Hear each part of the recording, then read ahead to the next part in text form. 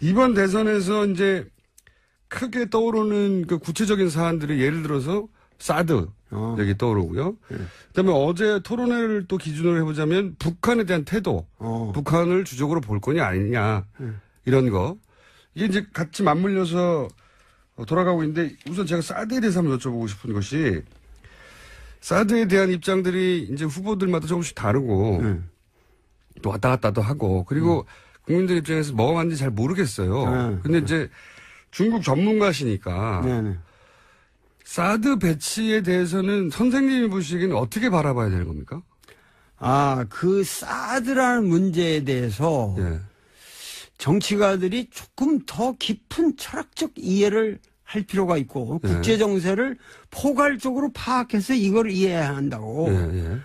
그러니까 사드라는 것 자체가 지금 전략적인 가치가 있느냐 없느냐 이런 걸 가지고 논의할 때가 아니에요. 아닙니까? 무슨 얘기냐 하면은 여태까지 한국의 문제는 왜 북한이 여태까지 이 지경까지 이르렀냐 하면은 그것은 미국 정부가 역대로 뭐냐면은 전략적 인내라고 하는 기본 기조가 전략적 인내라고 하는 그게 그 말은 근사하게 보이지만 개무시라고 개무시. 그냥 북한이 무슨 지랄을 하든지 간에 그냥 개무시하고 넘어가면 인내하면은 우리한테 유리한 국면이 조성될 것이고 그 유리한 국면에 대해서는 항상 뭐냐면은 책임은 중국에게 떠맡기면 된다. 중국 니들이 도와줘서 그런 걸 개발하는 거 아니야. 송유관 막으면 될 거 아니야. 이렇게 해서 미국은 미국 나름대로 중국을 핑계대고 개무시했고 중국은 대국의 입장에서 북한 문제가 중요하지만 이 핵 문제에 관한 한 그것은 니들 문제지. 그거는 미국과 너희들 사이의 문제지 우리 문제가 근원적으로 아니다. 그래서 그 문제를 미국에다 떠넘겼다고. 그래서 양쪽에서 서로 개무시하고 떠넘기는 바람에 북한은 시간을 벌었고, 핵 개발을 할 수 있는 시간을 벌었고, 그러고 인정을 안 해주니까 아무도 주목을 안 해주니까 뭐 이 지랄 우리가 쇼를 한다는 거는 뭔가 이렇게 주목을 받기 위해서 하는 건데 아무도 주목을 하지 않으니까 점점 더 세게 나갈 수밖에 없잖아요. 북한은. 그러니까 북한으로서는 인정을 받자는 거예요. 자기 존재감을. 그리고 뭐냐면 자기 체제를 최소한 보장해 달라는 거예요. 국제사회에서. 우리가 그렇게 나쁜 놈만은 아니다라는 거를 얘기하고 싶은데 그 얘기하는 방식이 결국은 핵 개발이 그나마 세계 정치사에서 그 주목을 받을 수 있는 가장 값싼 방법이에요. 그 비싼 게 아니고. 그들 입장에서는 자기 생존을 보장받는. 생존을 보장받기 위해서는 가장 첩경에 현명한 선택을 한 거예요. 선생님이 아니었다면 제가 중간중간에 계속 영어 선택을 좀 자제하려고 했을 텐데 어쩔 수가 없이 계속 듣고 있습니다. 자제하겠습니다. 죄송합니다. 아니, 그런 거 신경 쓰지 마시고 계속 말씀해 주십시오. 징계는 저희가 받겠습니다. 그러니까는 그러한 상황에서 사드 때문에 중국이 개무시가 안 되는 거예요. 갑자기. 그리고 미국은 사드를 중국이 저렇게 아주 극적으로 반발을 하는데 여기서 후퇴라면 동아시아에서 뭐냐면 자기들의 세력이 근원적으로 약세로 몰리는 계기가 되기 때문에 중국이 계속 성장하고 있으니까 그렇기 때문에 동아시아에서 전체 이 인터내셔널 폴리틱스의 이 아리나에서 미국이 아직도 최강자라는 것을 보여주기 위해서는 사드를 고집할 수밖에 없어요. 중국이 아무리 반대해도 여기는 내가 왕이다 아직도. 내가 왕이니까 니들이 물러나라서 우리가 물러날 미국이냐 감히 미국이. 그래서 한국만 갖다 대면서 막 지금 협박하는 거 아니에요. 그러니까 뭐 실제로 오지도 않았다고 그러는데. 속속 이해되고 싶다. 그러니까는 그런 상황에서 사드는 아까 처음에 얘기했잖아요. 전략적 가치의 문제가 아니라 세계 정치사에 굉장히 비싼 밸류가 돼버렸어요. 가치가 돼버렸다고 지금. 가치 덩어리예요.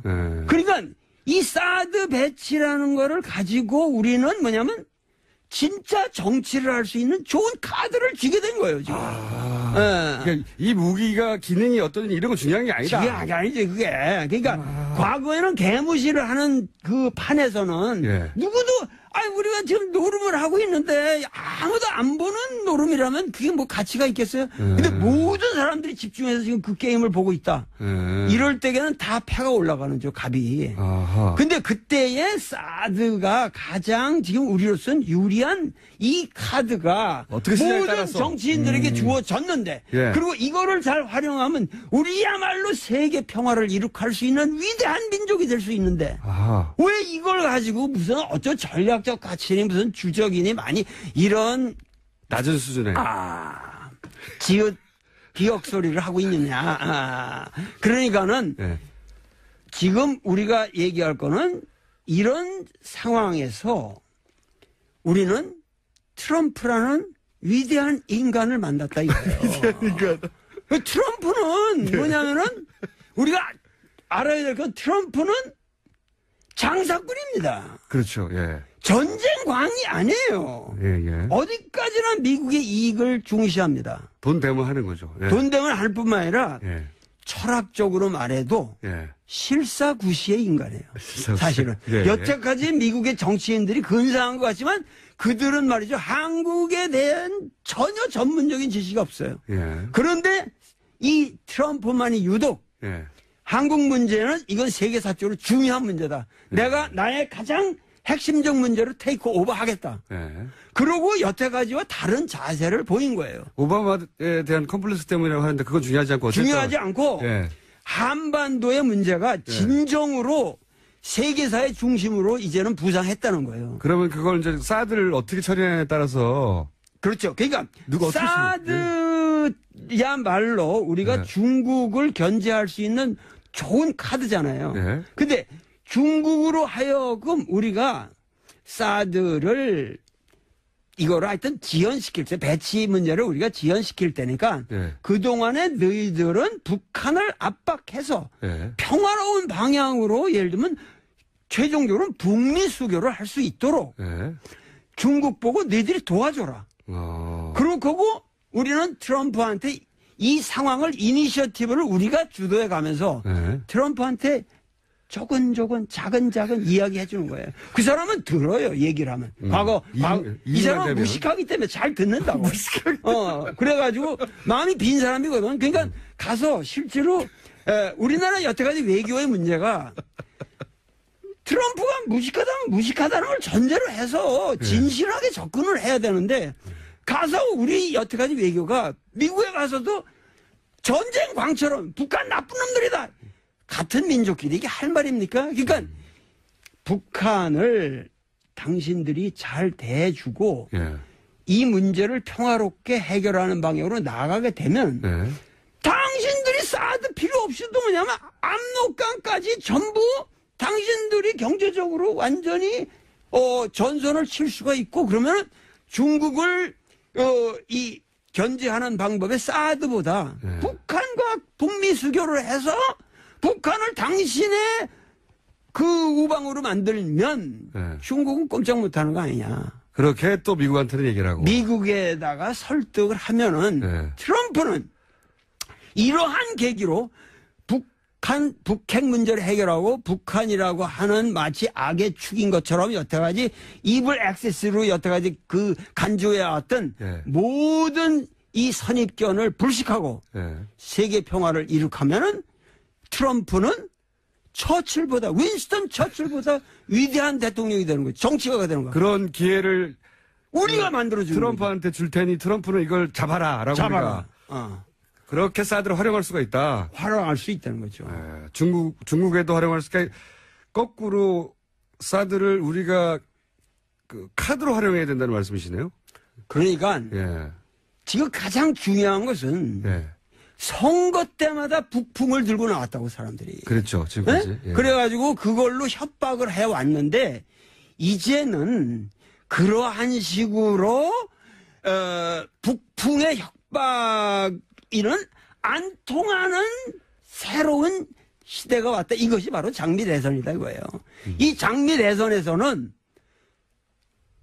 그야말로 북풍이라고 하는 문제를 오히려 나의 문제로 받아들이고 그 직접 거기로 직격적으로 정면으로 돌파해가는 사람만이 승리를 할 수 있다. 이 말은 뭐냐면은 과거의 북풍은 조작이고 협박이고 엉터리 실체가 없는 거거든. 근데 지금 북풍은 실체가 있는 거예요. 진짜 북풍이에요. 그러니까 이 북풍은 과거의 보수 세력들이 전부 그냥 국민 협박용으로 썼던 그런 북풍이 아니에요. 지금은 냉혹한 판단을 가지고 이것을 차근차근 우리가 해결해야 나가는 민족적 과제 상황이고 이것은 보수 진보를 가리지 않고 여기에 대해서는 이제 북한 문제는 전적으로 우리 전 국민이 이제 그거에 돌진해서 남북 문제를 해결하지 않으면은 정치적인 모든 문제가 의미가 없다고 하는 것을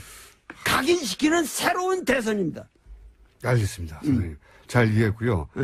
시간이 벌써 이렇게 빨리 지나갔네. 아이고. 별 말씀 안 하셨는데 벌써 20몇 분이 훌떡. 자, 그러면, 대선 기간이니까, 그리고 대선이 얼마 안 남았으니까, 원래 선생님은 대선 후보들 여러 만나셔가지고, 인터뷰도 하시고, 아시잖아요, 개인적으로도. 다 알죠. 다 아시잖아요. 그럼 종합적으로, 뭐, 사드 포함해가지고, 종합적으로 이번 대선 후보들에 대해서 간략하게 평가를 좀 해주십시오, 그러면. 누구부터? 차례대로 해야 돼. 1, 2, 3, 4번대로 하죠, 뭐, 그럼. 1번, 문재인 후보, 예. 문재인? 예. 아주 사람이 내가 뭐 수차례 만나고 대화도 많이 하고 그러지만 투명하고 깨끗한 사람이에요. 그리고 그러기 때문에 아주 든든하고 믿을 만한 사람이죠. 그러니까 문재인은 사심이 없어요. 사람이 아무리 그 사람이 부족한 데가 있다고 할지언정 그 부족한 것이 보인다고. 그게 숨겨져 있질 않아요. 그런 의미에서 사람이 투명하고 그런 의미에서 나는 믿을만하다. 요 얘기만 하고 있습니다. 알겠습니다. 그럼 2번 홍준표 후보에 대해서는? 홍준표는 뭐 고대 나보다 한 8년 후배인데 고대 사람들이 좀 이게 우직하잖아요. 좀 우직한데 아마 우리 김어준 총수하고 같은 과일 거예요. 그 사람은. 사실은 그 사람은 말이죠. 성격적으로 비슷한 부분이 있긴 있습니다. 여러 가지로 꼴보수의 대명사라고는 하지만 밉지가 않아요, 사람이. 밉지가 않고 좀 코믹하다고 우리가. 코믹하다고. 그러니까는 그 사람은 그런 의미에서 상당히 귀한 존재예요. 이번 대선에서. 자기 할 말을 정확하게 하고 그러면서도 자기 주장을 관철하고 그리고 그 사람이 또 어렵게 자라난 사람이잖아요. 헝그리 정신이 있기 때문에 끝까지 잘 완주하면서 우리 보수 세력들을 결집해서 위대한 대선을 난 치를 거라고 생각합니다. 본인이 대변하는 보수 세력을 잘 대변하고까지 가야 한다. 그리고 사람이 하여튼 괜찮은 사람이에요. 괜찮은 사람입니다. 예, 알겠습니다. 3번 안철수 후보에 대해서 또. 안철수는 좀 불투명해요. 잘 안 보여요, 내 눈에. 그래서. 갑자기 다 칭찬하시다가 또 갑자기. 아니, 잘 안 보여요, 사람이. 그러니까 그 사람의 정말 뭔가 비전이 무엇이고 정말 원하고자 하는 것이 무엇인지 구현하고자 하는 것이 뭔지 그 인생의 가치관과 이런 것들이 명료하게 나한테 파악이 안 돼요. 미국의 어떤 전략적 모성처럼 지금 진보 보수를 다 잡아야 되니까 그런 스탠스를 취하는 거 아닐까요? 아니 근데 그런 것이 어떠한 논리적으로만 사람이 학습 능력은 상당히 있는 사람 같은데 그리고 무엇을 하나 이렇게 자기 인생의 화두로 잡으면 그걸 성취하는 그런 어떤 추진력도 있는 사람이고 그건 확실한데 그것이 논리적 개발로는 안 된다는 거예요. 뭔가 가슴이 있어야 되고 어네스트 해야 된다. 진짜 정직해야 된다고. 근데 그게 이렇게 탁 방샤 불교 용어로 뭘 이렇게 탁 놓고 있는 게 없어요. 항상 뭘 꽉 쥐고 있는다 하고 뭔가 베일에 깔려 있고 그래서 나는 조금 그리고 이런 목소리 같은 것도 요즘 최근에 진화해가지고 여러분 막 이렇게 되는데 난 그런 거는 영 마음에 안 드는 부분이고. 안철수 캠프에서는 또 다르게 생각하겠지만 지지자들은 아니 선생님의 평가는 예. 알겠습니다. 예상과 다른 평가 계속 나오고 있습니다. 바른정당 유승민 후보는 어떻게? 바른정당 차관 유승민 후보는 원래 경제학자고 네. 그 부친이 네. 상당히 합리적인 판단을 하시고 사셨던 분이고 그 유승민도 꼴보수적인 모든 외교 안보에 관해서 나하고는 뭐 차원이 다른 생각을 하는 사람이지만 경제 문제에 있어서나 정치적인 어떤 행보에 있어서 네.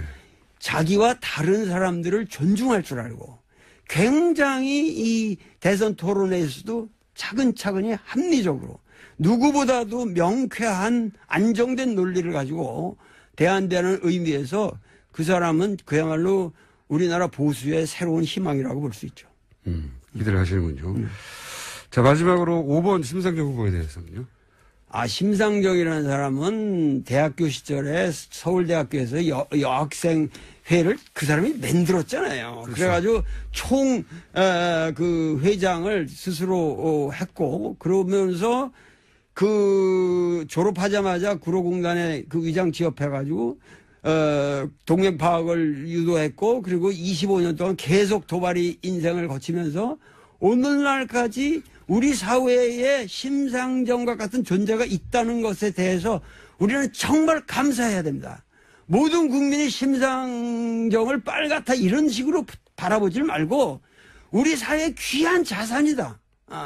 그야말로 그 홍석현 회장이 언젠가 그 사회적인 통합을 얘기하면서 어느 누구 정권이 들어서도 그야말로 노동부 장관만은 심상정이를 시켜야 되고 노회찬 같은 사람이나 이런 사람들을 노동부 장관으로 시켜서 노동 문제를 다루게 해야 되지 않느냐.